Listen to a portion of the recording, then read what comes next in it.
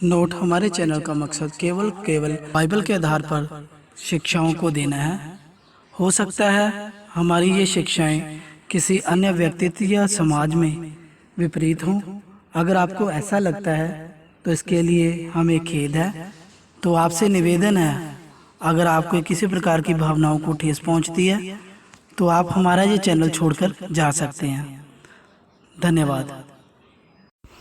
जय मसीह की मेरे प्रिय मसीह में भाइयों बहनों, सबसे पहले आपके आगे मैं हाथ जोड़ के माफ़ी मांगता हूँ, क्योंकि मैंने बहुत देर कर दी वीडियो द्वारा अपलोड करने में, क्योंकि लाइफ में काफ़ी उतार चढ़ाव चल रहे थे मेरी ज़िंदगी में। इस कारण से मैं कोई वीडियो नहीं डाल सका और ना ही मैं किसी किस्म की कोई रिसर्च कर सका। इसके लिए आपका तहे दिल से धन्यवाद, जो आप मेरी वीडियो का इंतज़ार कर रहे थे। बार बार अलग अलग वीडियो में कमेंट सेक्शन में आपने पूछा नेक्स्ट वीडियो कब डालेंगे, तो आपका तहे दिल से धन्यवाद जो आप मुझे प्यार दे रहे हो।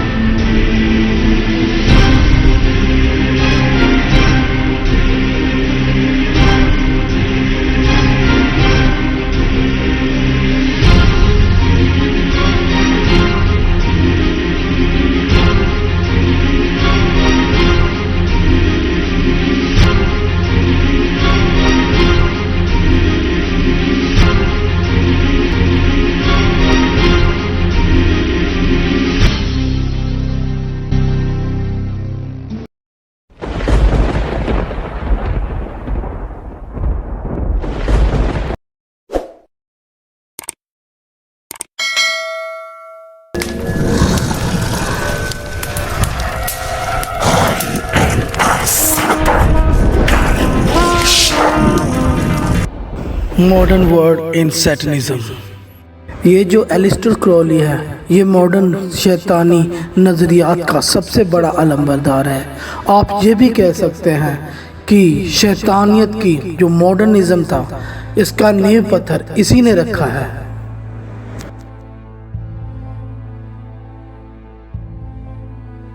और पिछले ऐतिहासिक मीडिया ने इसे सबसे बदतरीन जहन रखने वाला शख्स घोषित किया गया।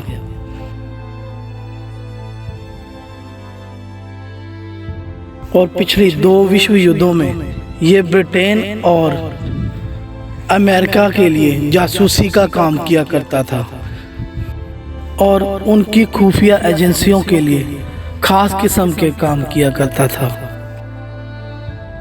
और इसकी जो सोच थी सभी शैतान के पुजारियों से अलग थी।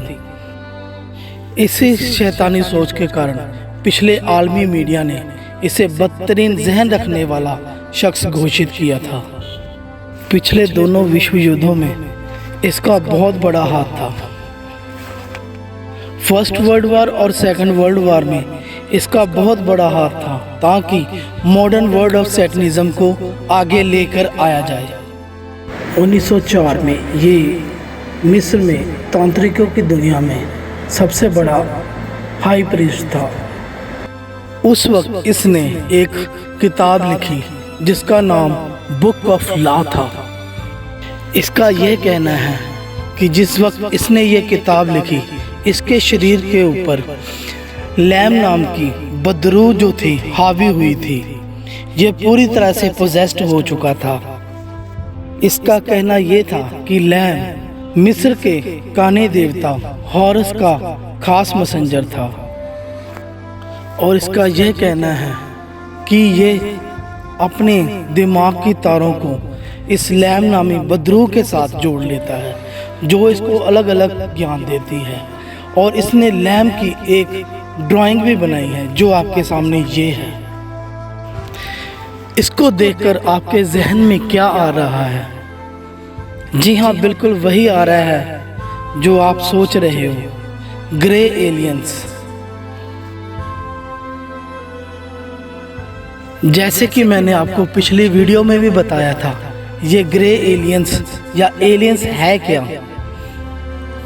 इसके लिए आप मेरा ये पुराना वीडियो देख सकते हैं जिसका लिंक मैं डिस्क्रिप्शन में दे रखा है या फिर आप आई बटन में भी देख सकते हैं।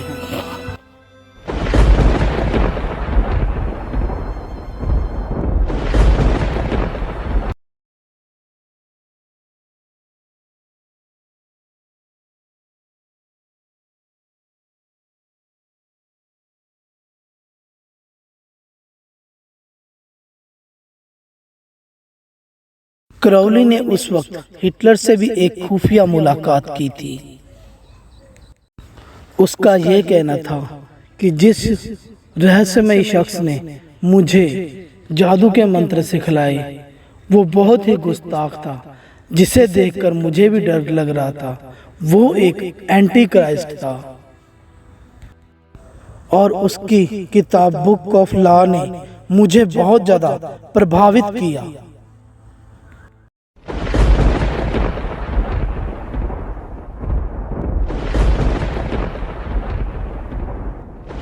Forgotten. Still gets posts from followers in America. Unborn every minute. Mr. Crowley?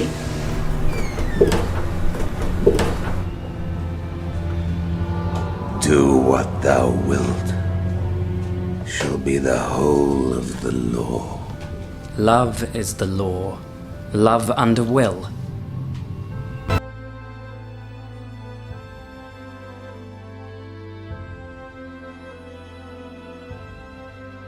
इस किताब में लिखा है जो कुछ तुम मर्जी करो वो सब कानून का दर्जा रखता है। जो कुछ मर्जी करो अपने मन मुताबिक, खुदा को भूल जाओ, खुदा की ज़ात को भूल जाओ, किसी भी काम का कोई नतीजा नहीं होता। अपने दिल में जो कुछ आया वो करो, किसी काम का कोई नतीजा नहीं। इसका मतलब ये है कि दुनियावी लज्जतों को लूटो, जो दिल में आया वो करो, किसी किस्म का कोई परवाह नहीं। मौत के बाद किसी प्रकार की कोई ज़िंदगी नहीं।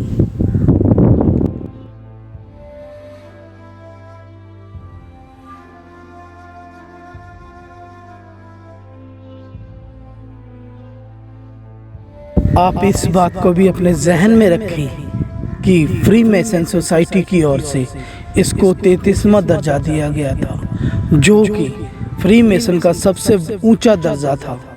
और फ्री मेसन है क्या वो आप अच्छी तरह से जानते हैं।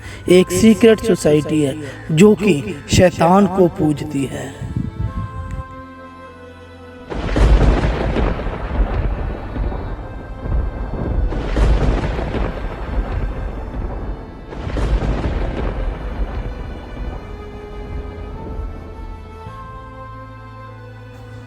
शैतान का चर्च जो कि जिसने सबसे पहले बनाया उस शख्स का नाम एंटन लेवी था।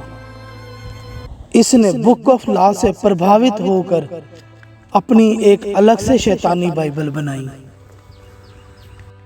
जिसे सैटनिस्ट बाइबल कहा गया है। सेटन्स बाइबल भी कहते हैं कई। शैतानी बाइबल में ज़्यादातर बातें बुक ऑफ लॉ किताब में से ली गई हैं और इसी तरह दुनियावी लज्जतों के पीछे एक शैतान का पुजारी अपनी सारी ज़िंदगी गुजार देता है।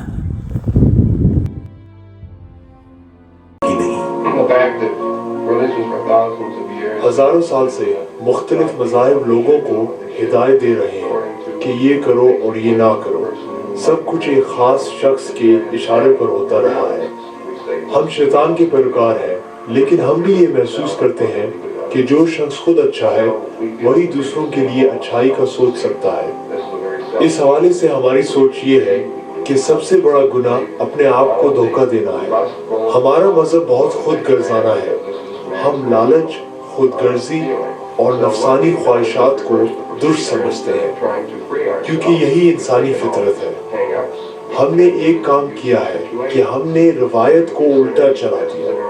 हमने लोगों में हिचकिचाहट खत्म करने की कोशिश की है। मैं किसी भी जिनसी ख्वाहिश को पूरा कर सकता हूँ और इस तरह की हरकत करने में शर्मिंदा नहीं होता, और ना ही मुझे इस बात का खौफ है कि जिरगा या अखलाकी काउंसिल मेरे खिलाफ केस करेगी। हम ये चाहते हैं कि इंसानों को अपनी पसंद का हर काम करने की आज़ादी होनी चाहिए। अगर कोई लड़की इस्काते हमल कराना चाहती है तो इसमें किसी किस्म की रुकावट नहीं होनी चाहिए।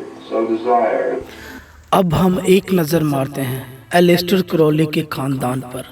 रिसर्च के मुताबिक 1903 में फ्रांस में अपने ही दोस्त की बहन के साथ इसने शादी की, जिसका नाम रोज एडिथ कैली था। और रोज एडिथ कैली को उसके फ्रेंड उसे पॉलिन भी बोलते थे। प्यार से उसका नाम पॉलिन रखा गया था। बाद में मिस पॉलिन अमेरिका में जाके शिफ्ट हो गई और उसने क्रॉली और अपने द्वारा एक बच्ची को जन्म दिया, जिस लड़की का नाम बारबरा था। लेकिन इनकी शादी ज्यादा देर तक नहीं चली। आखिर कुछ सालों बाद इन दोनों का आपस में डिवोर्स हो गया और बारबरा ने अमेरिका में जॉर्ज नाम के इंसान के साथ शादी की, जिसका खानदानी नाम बुश था। बिल्कुल जॉर्ज डब्ल्यू बुश। जो जॉर्ज डब्ल्यू बुश था वो बारबरा का बेटा था।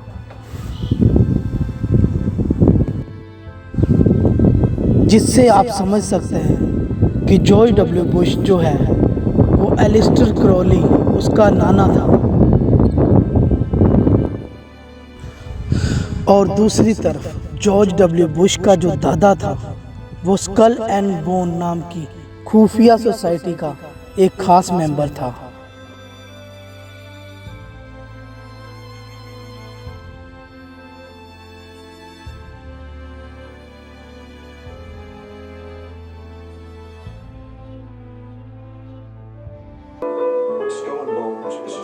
स्कल एंड बोन्स तंजीम नौजवानों को अपने दायरे में लाकर उन्हें अपने मकासद में इस्तेमाल करती है।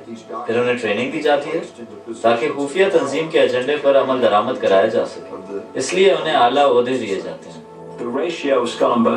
स्कल एंड बोन्स के मेंबरान को कैमरे के पीछे तैनात करने की औसत बहुत ज्यादा है। स्कल एंड बोन्स सोसाइटी अलहदगी में काम नहीं करती, बल्कि अमेरिका में फैले हुए उनके जाल का हिस्सा है। अमरीकी सदूर वोट के जरिए मुंतखब नहीं होते, बल्कि खून के रिश्तों की बुनियाद पर चुने जाते हैं।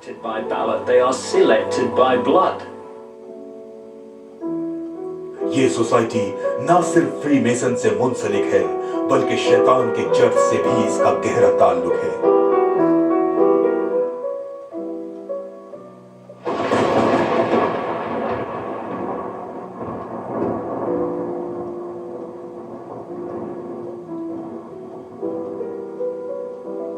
स्कल एंड बोन्स सोसाइटी आला नस्ल के अमरीकियों के लिए बहुत अहमियत रखती है। ये सोसाइटी उन्हें अपने दायरे असर में लाती है। इस सोसाइटी को इंतहाई खुफिया रखने की वजह यह है कि कहीं अमरीकी अवाम को ये इल्म न हो जाए कि उनके मुस्तकबिल के लीडरों की असल हकीकत क्या है, और अगर उन्हें ये इल्म हो जाए तो फिर अमरीका जैसी आज़ाद सरजमीन का तस्वर तो उनके जहनों से खत्म हो जाएगा। जॉर्ज डब्ल्यू बुश के दादा ने जब skull and bone society join की तो इसका टाइटल इनको जो दिया गया था, जो खिताब इनको मिला था, मैगॉग था। मैगॉग के बारे में आप अच्छी तरह से जानते हैं। इसका जिक्र बाइबल में भी कुछ इस प्रकार से दिया गया है। यहेजकेल भविष्यवक्ता की पुस्तक अध्याय 38। यहेजकेल भविष्यवक्ता की पुस्तक अध्याय 38। फिर यहोवा का यह वचन मेरे पास पहुंचा, हे मनुष्य के संतान, अपना मुंह मागोग देश के गोग की ओर करके, जो रोश, मेशेक और तुबला का प्रधान है, उसके विरुद्ध भविष्यवाणी कर।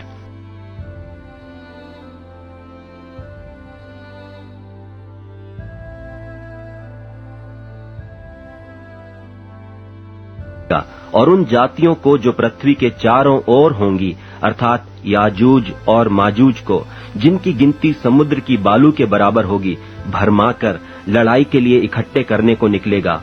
और वे सारी पृथ्वी पर फैल जाएंगी और पवित्र लोगों की छावनी और प्रिय नगर को घेर लेंगी और आग स्वर्ग से उतरकर उन्हें भस्म करेगी। ये एक किस्म का दुनिया की तबाही को प्रेजेंट करता है। ये एक के बाद एक ब्लड लाइन के जरिए एक एक करके ये ओहदा संभालते जा रहे हैं। इसी तरह इनकी 3 पुश्तें इन काले जादू वाली स्कल एंड बोन सोसाइटी में इनकी गुजर गई। आप दोनों खुफिया सोसाइटी स्कल एंड बोन्स में थे? ये खुफिया है, इसके बारे में बात नहीं की जा सकती। अमेरिका के लिए इसकी क्या अहमियत है? साजिशों पर यकीन रखने वाले तो ये सुनकर खुश हो जाए। मुझे यकीन है वो शदीद रद्द अमल जाहिर करेंगे।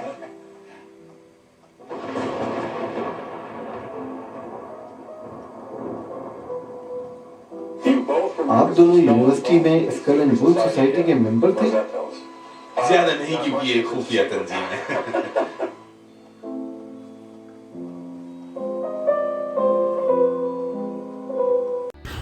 इस खुफिया सोसाइटी का लोगो मौत के इशारे के साथ भरपूर है और ये लोगो आज के समय में बहुत ज़्यादा मशहूर है।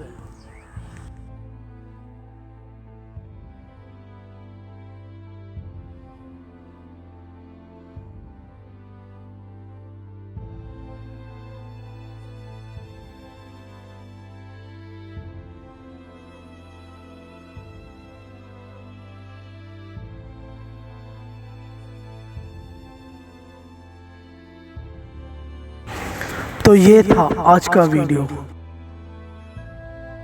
आशा करता हूँ आपको ये वीडियो पसंद आया होगा। पसंद आने की सूरत हाल में इस वीडियो को शेयर करें, लाइक करें और चैनल सब्सक्राइब करें।